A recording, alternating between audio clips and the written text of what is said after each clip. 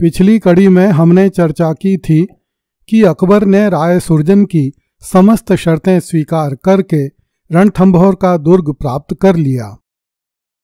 रणथंभौर विजय के बाद अकबर ने राव सुरजन को गोंडा राज्य पर आक्रमण करने का आदेश दिया और स्वयं अजमेर चला गया। अबुल फजल लिखता है कि शहंशाह जब तक अजमेर में ठहरा वह प्रतिदिन दरगाह में जाया करता था, फिर अपनी राजधानी की ओर रवाना हुआ। मार्ग में जब अकबर आमेर में उतरा तो कछवाहा राजा भगवान दास ने उसका स्वागत किया और अकबर को एक भोज दिया तथा अच्छी अच्छी भेंटें अर्पित की। राजा भारमल ने अकबर के लिए आमेर दुर्ग में एक मस्जिद बनवाई जो आज भी देखी जा सकती है। अकबर को प्रसन्न करने के लिए भारमल ने यद्यपि इस मस्जिद को मुगल शैली में बनाने का प्रयास किया, किंतु आमेर में मुगलिया शैली के जानकार शिल्पी नहीं थे। इस कारण इस मस्जिद पर हिंदू स्थापत्य की छाप स्पष्ट दिखाई देती है।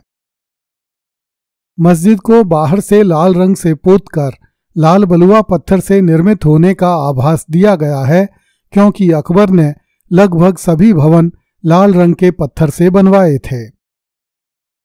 इस मस्जिद के प्रवेश द्वार को फारसी शैली के ईवान की तरह बनाने का प्रयास किया गया, किंतु उसके ऊपर पत्थर की नक्काशी मुगलिया नक्काशी की जगह हिंदू अलंकरण की तरह दिखाई देती है। आमेर दुर्ग परिसर में आज भी अच्छी स्थिति में खड़ी इस मस्जिद के मुख्य द्वार के दोनों तरफ तीन तीन मेहराब बनाए गए हैं तथा मुख्य द्वार के दोनों तरफ एक एक गुंबद बनाया गया है। ये गुंबद भी फारसी एवं मुगलिया शैली के गुंबदों के स्थान पर मंदिर के गर्भगृहों के ऊपर बनने वाले शिखर नुमा निर्माण अधिक जान पड़ते हैं, जो कि बंद कमल पुष्प की तरह दिखाई देते हैं। इस भवन के सामने दोनों तरफ एक एक पतली मीनार बनाई गई है जो मुगल शैली से बिल्कुल भी मेल नहीं खाती। अकबर ने इसी मस्जिद में नमाज पढ़ी। वह अपने जीवन काल में 2-3 बार आमेर आया। कुछ दिन आमेर में रुकने के बाद अकबर आगरा के लिए चल दिया। मार्ग में उसे दरबार खां की मृत्यु की खबर मिली, जिससे बादशाह को बड़ा दुख हुआ। दरबार खां की वसीयत के अनुसार उसे उसके स्वामी भक्त कुत्ते की कब्र के नीचे की ओर दफनाया गया, जहां दरबार खां ने अपने लिए पहले से ही एक गुंबद बनवा लिया था। 11 मई 1569 को अकबर आगरा पहुंच गया और बंगाली महल में ठहरा, जिसका निर्माण हाल ही में हुआ था। उधर राव सुरजन ने गोंड के राजा पर आक्रमण किया। गोंडों के राजा ने कुछ समय तक तो प्रतिरोध किया, किंतु बाद में उसने आत्मसमर्पण कर दिया। राव सुरजन ने गोंडों की राजधानी बारीगढ़ में बादशाह अकबर का अधिकार स्थापित करके वहां पर अपनी विजय के उपलक्ष्य में सूरजपोल नामक दरवाजा बनवाया। गोंड का राजा राव सुरजन की बात मानकर अकबर के दरबार में चलने को राजी हो गया। राव सुरजन उसे दिल्ली ले गया तथा उसे अकबर के समक्ष प्रस्तुत किया। अकबर राव सुरजन के इस कार्य से बड़ा प्रसन्न हुआ और उसने सुरजन को 5000 का मनसब दिया। इस प्रकार राव सुरजन ने अकबर के समक्ष गोंड राज्य जीतने का जो भरोसा दिया था उसे पूरा किया और अकबर ने राव सुरजन का रुतबा आमेर के राजा भारमल के बराबर कर दिया।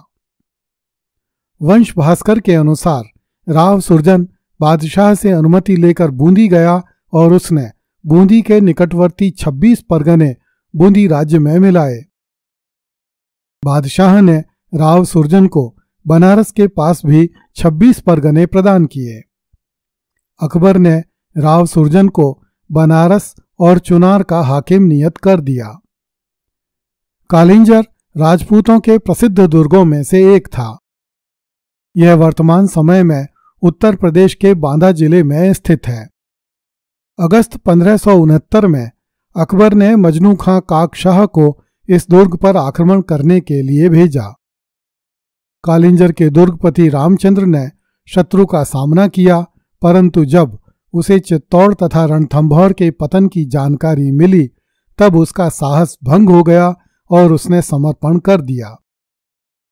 अकबर ने रामचंद्र से कालिंजर का दुर्ग लेकर उसे इलाहाबाद के निकट एक जागीर दे दी।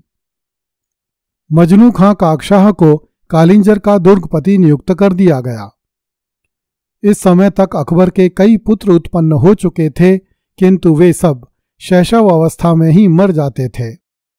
इसलिए अकबर शेखुल इस्लाम अर्थात सूफी दरवेश शेख सलीम चिश्ती से मिलने सीकरी गया।